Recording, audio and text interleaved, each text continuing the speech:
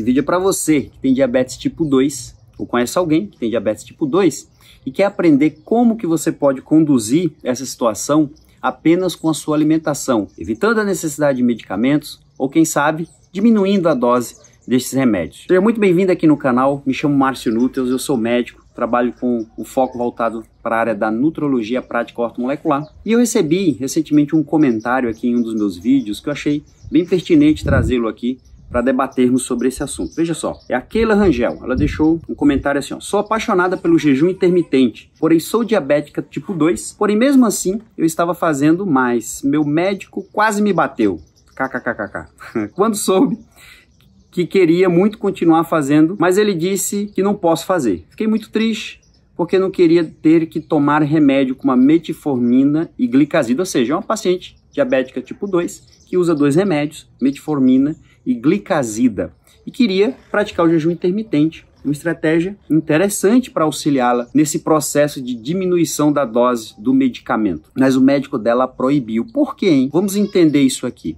Eu já me antecipo dizendo que, olha só, se você tem diabetes tipo 2, você pode ser muito bem beneficiada pelo jejum e você pode conseguir talvez até a reversão desse quadro aí. Mas vamos entender. Primeiro, eu vou te passar um conceito básico sobre diabetes tipo 2, tá?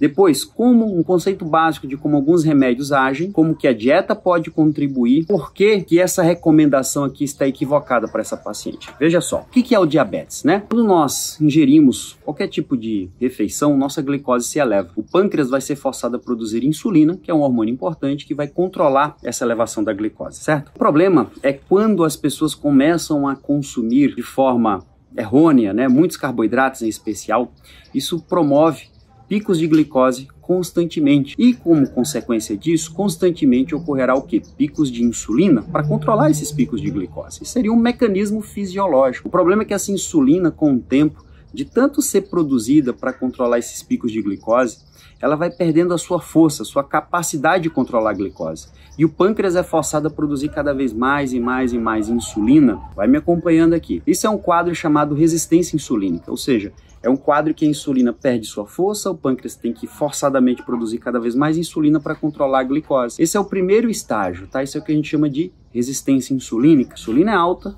e a glicose ainda está bem controlada. O segundo estágio é quando, da intolerância à glicose, né, quando esse quadro se perpetua, nada é feito. E aí o que acontece? Mesmo com insulina alta, a glicose já não consegue mais ser muito bem controlada. Aqui a gente fecha um diagnóstico de pré-diabetes, porque a glicose já passa de 99. Com o decorrer do tempo, se nada for feito, esse pâncreas ele vai entrar em falência nas células beta-pancreáticas, são as células que são produtoras de insulina. Ela vai sofrer tanto que vai deixar de produzir a insulina. E aí a glicose dispara, fechando o diagnóstico de diabetes tipo 2. Agora, pegamos uma paciente aqui que me enviou esse comentário. Ela já tem um diagnóstico de diabetes tipo 2, glicose muito alta, né? Esse pâncreas eu não sei se ele é viável ou não, mas eu acredito que sim, que na maioria das vezes, ainda no diagnóstico, muitas vezes esse pâncreas ainda tem capacidade de produzir insulina. E aí o que acontece? Foi prescrito para essa paciente 2 medicamentos, a metformina e a glicazida. Como que age esse remédio? A metformina é um remédio que age melhorando a sensibilidade à insulina,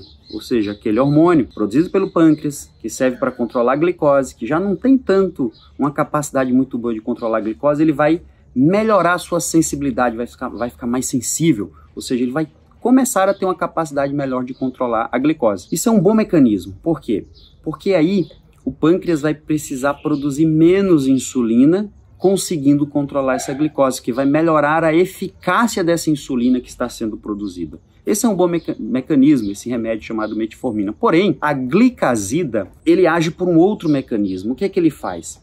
Ele vai forçar ainda mais o pâncreas a produzir mais insulina. Veja, esse é um pâncreas que já está em sofrimento de longa data, muito provavelmente, né?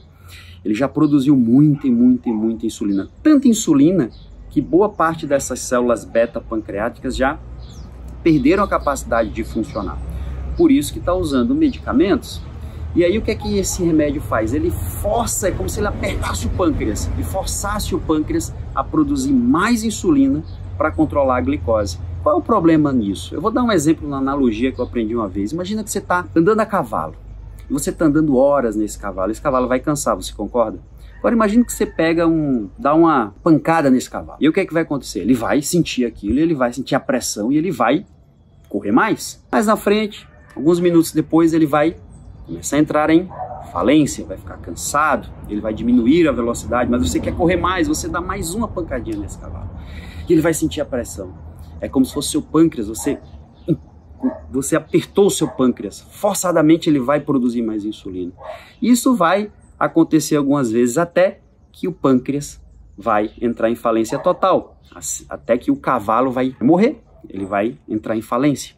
Não sei se você conseguiu captar a analogia. Então a glicazida é um medicamento que faz parte da classe das sulfonilureias. São remédios que não tem sentido você utilizar.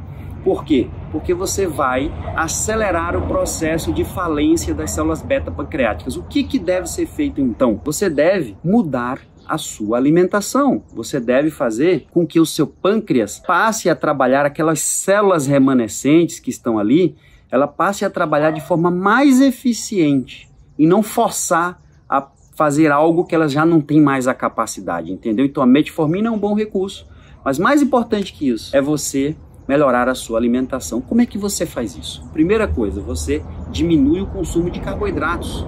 Os 3 tipos de alimentos que a gente tem, os 3 macronutrientes, proteínas, carboidratos e lipídios. O carboidrato é o que mais as pessoas estão ingerindo, resultando no aumento do número de obesos e, consequentemente, também, paralelamente a isso, o aumento do número de diabéticos tipo 2. Além disso, você pode associar a prática do jejum intermitente. O que a Keila aqui tanto gostaria de fazer é manter a prática do jejum intermitente. Mas por que não?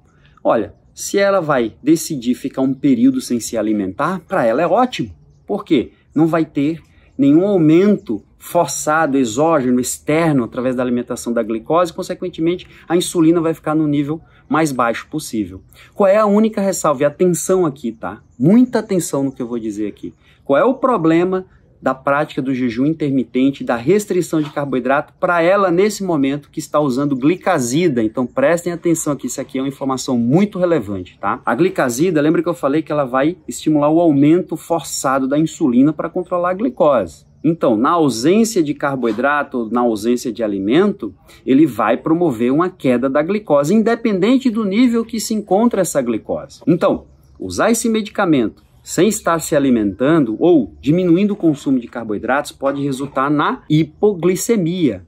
Podemos ser eventualmente até um quadro grave de hipoglicemia. Então essa é a contraindicação. O remédio primeiro ele é ruim porque ele vai acelerar provavelmente a perda dessas células remanescentes do pâncreas. Além do mais, pode estimular uma hipoglicemia. Então veja, o que acontece é que o problema fisiopatológico dessa condição toda que a gente está falando é o consumo exagerado de carboidratos, elevando muito a insulina. E o que esse remédio vai fazer? Ele vai forçar algo, né? Você vai estar tratando forçadamente o sintoma, que é aquela glicose alta. Você não está indo na causa do problema, né? Você tem que baixar essa insulina. Então, quando você melhora rapidamente o controle da sua glicose, melhorando a sua dieta, tirando carboidratos e praticando o jejum intermitente, você entra em hipoglicemia se você estiver usando o medicamento. O que acontece é que rapidamente você pode ficar muito saudável para o remédio. Está conseguindo acompanhar aqui o raciocínio? Então, veja, você precisa de um profissional habilidoso que entenda de low carb, ou seja, de baixo consumo, dietas de baixo consumo de carboidratos, que é a dieta mais amplamente estudada isso já está descrito pela ADA, American Diabetes Association, tá? O diabetes tipo 2 já foi amplamente estudado e a dieta mais amplamente estudada e que tem melhores resultados é a low carb. E a prática do jejum intermitente pode ser um agregado muito importante, mas além de entender de low carb e jejum, o profissional precisa entender dos medicamentos, porque sim, você pode ter uma hipoglicemia grave se associar a dieta com esses remédios. Mas, mais uma vez, o problema não está na dieta, a dieta está nos remédios e você pode deixar de precisar rapidamente. Fez sentido para você? Compartilhe esse vídeo com o maior número de pessoas que você acredite que possa se beneficiar. E se você tiver alguma dúvida, deixa aqui nos comentários. Valeu? Até o próximo vídeo.